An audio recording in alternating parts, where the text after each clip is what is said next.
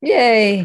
It's WSA TV time again. Woohoo. I'm Laura Woo! Rubenstein, and I'm here with the amazing Charmaine Hammond. And we're going to be talking about books. Now, this is not unfamiliar to you. We have WSA Publishing, but using your book as a business. So I'm going to get right to it. Hi, Charmaine. You are the Hi. wizard of book growing your business with a book. So Mm, what does it mean? Let's just start off, get everybody on the same page here. What does it mean? Because I've heard you say this before, your yeah. book is a business. Yeah, I love that question, Laura, because so many of us as authors, and I was one of these authors, we think of our book as something separate from our business, and which means that we miss out on opportunities to market it. It means that we don't create systems and processes, so we spend far too much time and energy doing tasks that we repeat. And as well, we don't think about it strategically, which means we typically think about it selling one book at a time. And I don't know about you, you're an author too, Laura. I don't know about you, but selling one book at a time, a lot of work. And there, when we think of our book as a business, we then create systems and processes for it. We figure out how to bring our book into other areas of revenue streams in our business. For example, if you are a coach, is every person that you're coaching getting a copy of your book or all your books as part of the welcome to our services? Most coaches tell me, "Oh, I never thought of that."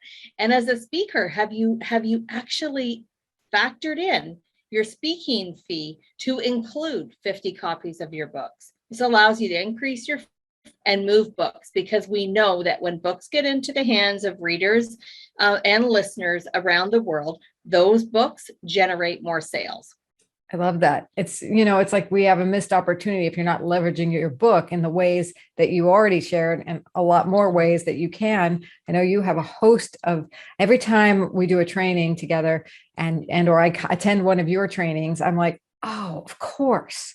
Of course. Why not? I have this book. And so, if you're going to put the time into writing a book or being a part of a collaborative book, you've just opened the door, and it's just a matter of walking into the door of all these marketing opportunities. One of which I know you did a whole training on in the third quarter last year on a virtual book tour, how to do and what is that, and where would someone start?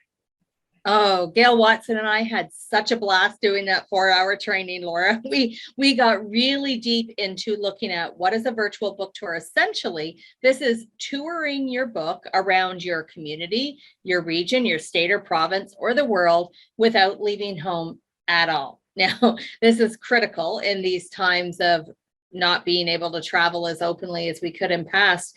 But even if things opened up tomorrow, I would still look at virtual book tours as something that I do throughout the year. A virtual book tour, in short, can be a tour where you say, do 5 stops in your own community. Maybe it's the library doing a Q&A. Maybe you repurpose some of those podcasts you were on last year. Maybe you have an article in the local newspaper. Maybe you have somebody in the community interview you on their Facebook Live, just like Laura and I are doing today. And maybe you post a blog or a review. That's 5 activities in your own community. You have it left home, and it's pushing your book out to the masses. The best part is you're tapping into other people's audiences. That's what makes them real. It's a way of engaging podcasters, bloggers, reviewers, and what I know Laura and I get really excited about, repurposing things that you have already done, like blogs, like podcasts, like media interviews. I love this. It's like an initiative to take on a period of time and or a community to bring your value, including your book, out to. I love that. Yeah. I just had an author share with me, Laura. You just reminded me of something. An author just shared, she does a lot of speaking to healthcare professionals, mostly nurses. So she reached out. She thought, I'm going to do a National Nursing Association virtual tour of my book. I thought, excellent. And she's been reaching out to all the different nursing associations across the country in the different provinces. and encouraging them to actually participate in the tour by posting a blog, reading the book and posting a review, coming on to her. I think she's doing webinars as part of it. And then she's securing media opportunities and podcasts. But her main focus is so doing all of that, but doing something special with each association, which then sells books in bulk quantity. You can be so creative. Like doing a virtual book signing for each chapter or something, right? Oh, love it. Yeah. And what about, you said something, posting the blog. What blog, what was she having them post? Her blog? Yeah, she actually pre-wrote 3 blogs. An organization could then just pick and choose which one they wanted to run. Some of them were looking at actually posting the blog in their newsletter, in their monthly or weekly newsletter. Some of them were just going to post it as a guest blog on their site. Some of the ones that I understand she's connecting with have actually asked if they could interview her. So much like a verbal interview that then gets transcribed, and that forms the basis of their own organization blog. And hopefully, if some of them have magazines, maybe they'll run it in there for her too. You know, like, be still my heart. You're speaking my language, because I love the idea of getting more content up there on hers, getting her content out there, and or supporting their organization blogs with content from her. It's like the panacea of content marketing as I look at it. So this is very powerful strategy that you're talking here. So if you're not paying attention, rewind. If you go watch the replay, if you're watching live, if you're watching the replay, rewind and take notes, because that was gold, really gold. So, you know, tell us a little bit more about you. How have you leveraged being an author with your books and in your business? My first book came out, my first published work was in 2009, Chicken Soup for the Soul. That was the first time I was ever published. And honestly, Laura, I didn't really know what to do. I got that one box of books. I only bought one box. I think there was 30 in a box. And I thought, yay, this is awesome. I have no idea what to do. I planned a book signing at the local chapter store. They sold out. We actually had like 65 people in line. Fortunately for us, we had purchased more books, and so had the bookstore. But that was where I first started thinking, why do I have to do sales one at a time? Because I had people saying, can we buy 2? And I was thinking, it should be so obvious. Of course you could buy 2. I want you to buy 2. And that's where it all started for me, was thinking about my book as a business service. So when I look at all of the different revenue streams in my business, speaking, now a book, doing webinars, or in those days, it was actually telesummits, right? And looking at all of those pieces, where do I weave my book into? When my first book came out in 2010, that's where I started to really look at the strategy around my book as a business on Toby's terms. We had opportunities to go on book tours with that, not only virtually, but actually physically. We had a sponsored motorhome that took us for 7 weeks across North America, promoting my speaking and the books. By then, I'd had a number of other books. One of the other cool things, I've been in the Voices of the 21st Century several times now, and excited about the new one that's coming out. I've done a press release on the fact that we had several authors in the area that I live in, including Gail Watson. And I submitted that press release to a local magazine. And the next day I get a Google alert. Here's a little tip for you all. You should be putting a Google alert for your name. I found out that Lonsdale Magazine, which they never contacted me to say they put me in their magazine, but they took the press release, Laura, and they actually turned that word for word press release into an article that went in the mag and on their virtual. And then we've done book tours virtually and in person. We sell boxes of books, not just one at a time. And then one of the things I love is we get sponsors for our books. I've had so many sponsors that have purchased bulk quantities. For example, a Rotary Club who purchased $2,500 worth of one of my books, and they provided those to children in schools in the community that the club was in. So when I say your book is a business, these are sometimes the creativity that we put into our speaking business. Let's do the same thing for our books. And I want to tap into something that kind of segues between the two.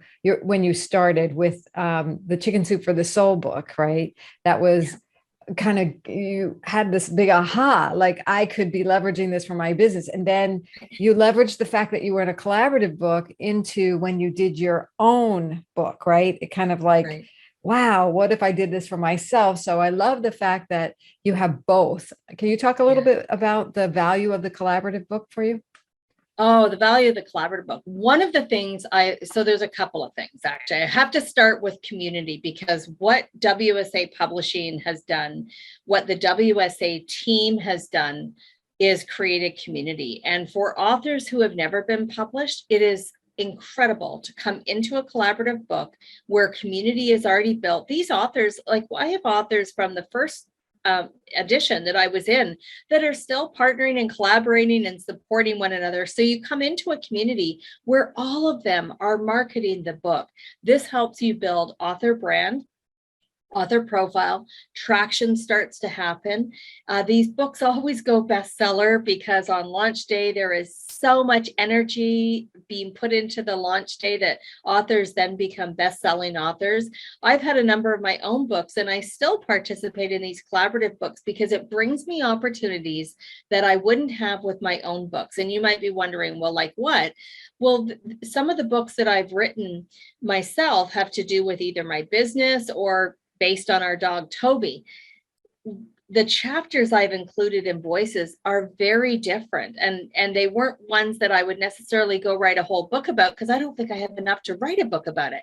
This allowed me in Voices to put out something that I was passionate about and now tap into a new audience. For example, with the last few Voices books, based on the chapters I submitted, I was able to reach out to groups that I normally wouldn't reach out to for my business books or for the Toby books, because the audience was one that probably wouldn't resonate. They totally resonate with Voices of the 21st Century. Plus, I can market on observances like International Women's Day or Administrative Professionals Day, because that book is perfect. Voices of the 21st Century, perfect for those observances. So any of you Voices authors that are listening, mark those down in your calendar as a marketing opportunity for the book. And by the way, the month of May is Yes. International Victorious Women's Day month. Oh, yes. Yeah. So we can do something big for May too with the Voices book. So and then Mother's Day. And Mother's Day, of course. But then you have the whole month, and it's about victorious women. So that's what the book is chock full of stories to inspire women to their victories. And so we have some things coming up to inspire women to be more victorious in their life and really step into their authorship and then be able to leverage that. And I know we have the speaker success training coming up called Make Your Book a Business. That's on February 9th at 11 a.m. What will people learn when they join you for that? Well, there's really 4 key components that I'm going to go through on next week. So one of them is one of the questions you started with today, Laura, is around what is a virtual book tour and how could that look? People will leave with some strategies and tips and tools that they can start to put into action. The second thing that we're going to be talking about is how your book can actually get you booked as a speaker, as a podcast guest, as a media guest, and then how those, being on a podcast, being a speaker, being on media, can actually sell more books. We're going to look at from both spectrums. I love the next part we're going to be talking about, which is how to sell your books by the boxes, by the trunk load, instead of just one at a time. We're always going to sell books one at a time, but what about if we put time and energy into strategically selling our books by the box? And then the last part is we're going to talk about how do you leverage the podcast interviews that you're on. I see a lot of speakers and authors, they go on a podcast, they promote it once, and then they're on to the next thing. And podcasts are something that you can resurface into your social media and marketing calendar to continually be promoting your book in a way that just keeps selling through other people's audiences. That's what we'll be covering. Wow. I just love that you're going to take people through how to utilize something that may be sitting on their shelf, or maybe they've been considering being an author, but they didn't know why, right? Who else should attend? Well, I think one of the audiences that you said right now is also those authors, the people who have that book inside them or that story. Sometimes it's not a book. Sometimes it's a story that you need to get out to the world because your message can help people. It can inspire people. I would call them aspiring authors. That's a great audience to come. Definitely speakers, because if you are a speaker with content outside of your verbal message, so if you have a podcast of your own, if you have a book, if you're creating info products, then you definitely want to be here. And I would say that the other audience would be even those that have podcasts and they are speaking in ways besides being on a stage, because this is a way, again, of them thinking about their podcast and their book as a complete business. Fabulous. So if you want to join, check your email if you're a member, and you'll see the link to join, or go to speakersuccesstraining.com. And the link will be there for you to get registered for the Zoom link. I believe this is a free class. Is that right? So, yes. I believe and so. Can I add another juicy tip that I just thought I should share? Go ahead. I'm going to talk about this on next week. This is a prime time for all of you that are speakers to be tapping into organizations that are funded by government. A lot of organizations funded by government, their budget year ends March 31st. If they don't expend their revenue, they don't get it back in the following budget year, or often ever. And much of my speaking gets booked right now between February and the end of March, where organizations have to use surplus dollars. And that's where I sell a lot of books and book a lot of speaking. I'm going to add that to what we're going to cover. That'll be a juicy tip. Great. Leverage the timing. Yes, because when organizations have a budget, you can be there to be the recipient of it. You know, you're doing them a favor, so to speak. You're serving them in a way that works really well for their budget cycle. Mm-hmm. So again, that's speakersuccesstraining.com for all the details on what Charmaine, you're going to cover. If you're not yet a member of Women Speakers Association and you're not on our email list, then go ahead and sign up to be on the email list from there, and we'll send you the Zoom link. If you are on our email list, it's in your email. Look for an email from support@womenspeakersassociation.com. If you have to, check your junk mailbox and then put a filter on it so we can get to you, because every month we have such incredible content coming at you available. And we love featuring people like you, Charmaine, who has wisdom to give us, to help us grow, to leverage it as a speaker, to, even if you don't consider yourself a speaker, everybody speaks, right? To kids, to adults, to grocery store clerks, we're all speaking. Exactly. You never know who's going to buy your book, right? That's right. That's absolutely right. Anything else you want to leave our viewers with today to inspire them to use their book as a business? I would say the last thing that is important about thinking about your book as a business is to be creative. That this is an opportunity for you to tap into the genius that you have. If you love being on radio or media, make sure you're figuring out how to weave your book into there. Don't just say things like, in my book, I talk about, and in my book, because the listeners are saying, what is your book? What's the title of it? Get really proficient. And you just said, Laura, we're all speaking. That's entirely true. A lot of authors don't consider themselves a speaker, but they are on podcasts. They're participating in summits and webinars. That is all part of the speaking business. And one of the things I love about the collaborative book, I'll just add, is that in the book, everybody's website is in their chapter. Yes. So when someone promotes the book themselves, they're actually promoting all of us that are in the book. So totally. I love the fact of having just the book working for me. Yeah, totally. Yeah. And we've seen so many of the Voices authors who just, do things like interview each other and they promote each other's stories. And that's just a great way to not only support one another as authors through the community, but to bring other authors' stories to life to people that they know who need that message. Indeed. I love it. Can't wait. February 9th, 11 a.m. Pacific.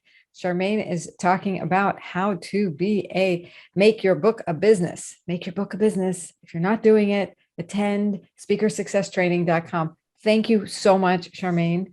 And we'll see you next week, everyone.